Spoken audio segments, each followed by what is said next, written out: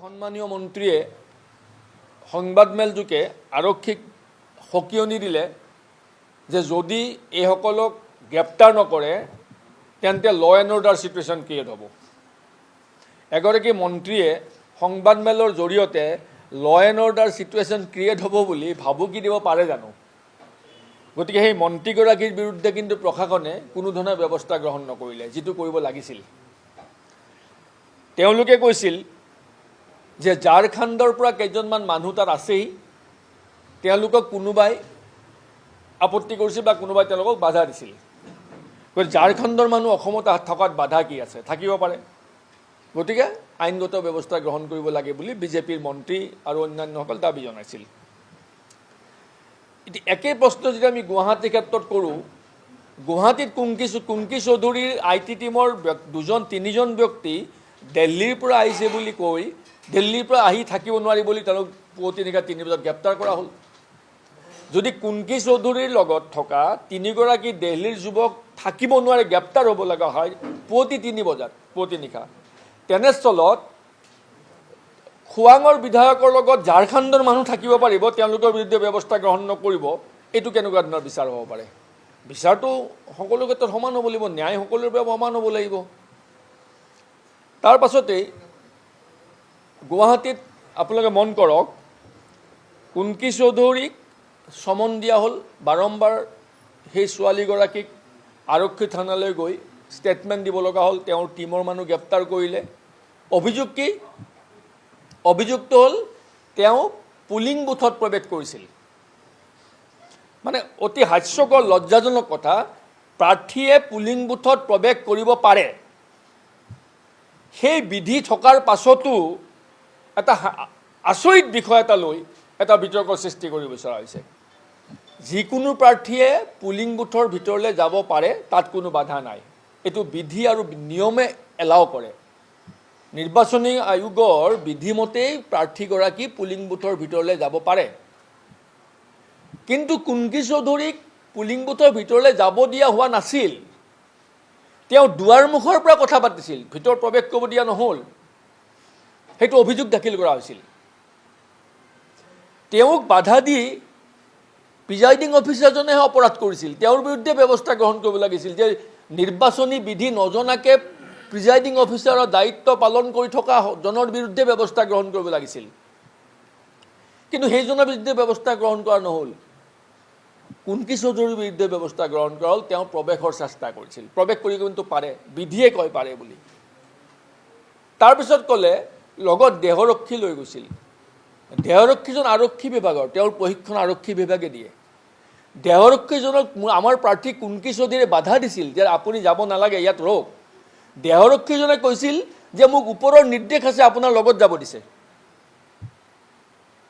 আৰক্ষীয়ে নিৰ্দেশ দি দেহৰক্ষীজনক লগত যাব দিছিল, অন্যফালে দেহৰক্ষীজন নিয়া বুলি কৈ তেওঁৰ বিৰুদ্ধে গোচৰ ৰুজু কৰিছে। অন্যহাতে কুংকি চৌধুৰী পুলিং বুথৰ ভিতৰলৈ যোৱাই নাই, তেওঁ দুৱাৰমুখৰ পৰা কথা পাতিছিল, তেওঁক যাবলৈ দিয়া নহ'ল। প্ৰকৃততে তেওঁক ভিতৰলৈ যাবলৈ নিদিয়াটোৱে অপৰাধ, কাৰণ প্ৰাৰ্থী ভিতৰলৈ যাব পাৰে। এই সামগ্ৰিক দৃষ্টিকোণৰ পৰা আমি দেখিছোঁ যে নিৰ্বাচনৰ পাছত নিৰ্বাচনোত্তৰ যিটো পৰিৱেশ, এই পৰিৱেশত চৰকাৰখনৰ অসহনশীলতা প্ৰকাশ পাইছে, অগণতান্ত্ৰিক মনোভাৱৰ চূড়ান্ত প্ৰতিফলন ঘটিছে। এইটো গণতন্ত্ৰৰ বাবে শুভ লক্ষণ নহয়। কিন্তু ইয়াৰ দ্বাৰা এইটো প্ৰতিপন্ন হৈছে যে মুখ্যমন্ত্ৰী ডাঙৰীয়া নিজে নিশ্চিত যে এইবাৰ বিজেপি চৰকাৰ অসমত নহয়। গতিকে হতাশগ্ৰস্ততাৰ প্ৰতিফলন এয়া, হতাশগ্ৰস্ততাৰ প্ৰতিফলনৰ ফলশ্ৰুতিত এনেধৰণৰ আচৰণবোৰ কৰিব লৈছে। অন্যহাতেদি আমি অন্য এটা দিশ দেখা পাওঁ, জেনজি বুলি কোৱাৰ লগে লগে, জেনজি মানে নতুন প্ৰজন্ম, যাৰ বয়স 30 বছৰৰ ভিতৰত আজিৰ দিনটোত। জেনজি বুলি কোৱাৰ লগে লগে বিজেপি চৰকাৰৰ জ্বৰ উঠি যায়। কিয় জ্বৰ উঠে নাজানো।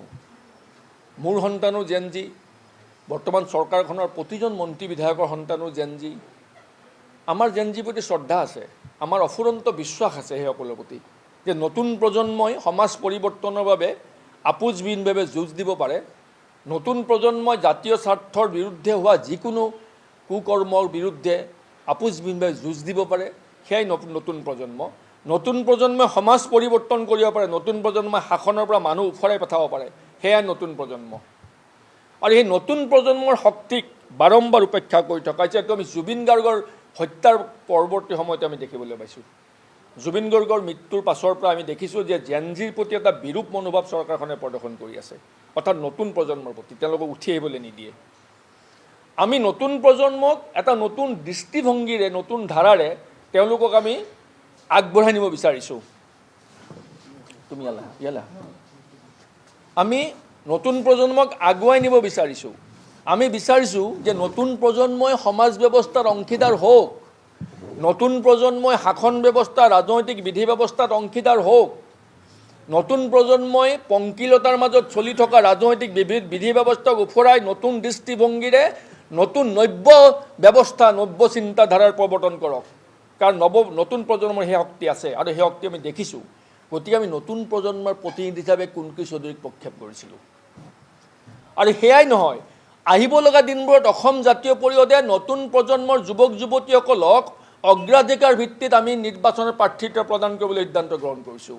অসমৰ যিসকল উঠি অহা যুৱক যুৱতীৰ ৰাজনৈতিক বিধি ব্যৱস্থাৰে সমাজ সংশোধনৰ বাবে আগ্ৰহ আছে, ইচ্ছা আছে, দুৰ্নীতি ভ্ৰষ্টাচাৰৰ বিৰুদ্ধে যুঁজ কৰি এক নিকা সমাজ ব্যৱস্থা, নিকা ৰাজনৈতিক ব্যৱস্থা প্ৰৱৰ্তনৰ যাৰ যিসকলৰ আগ্ৰহ আছে তেখেতসকল আগবাঢ়ি আহক।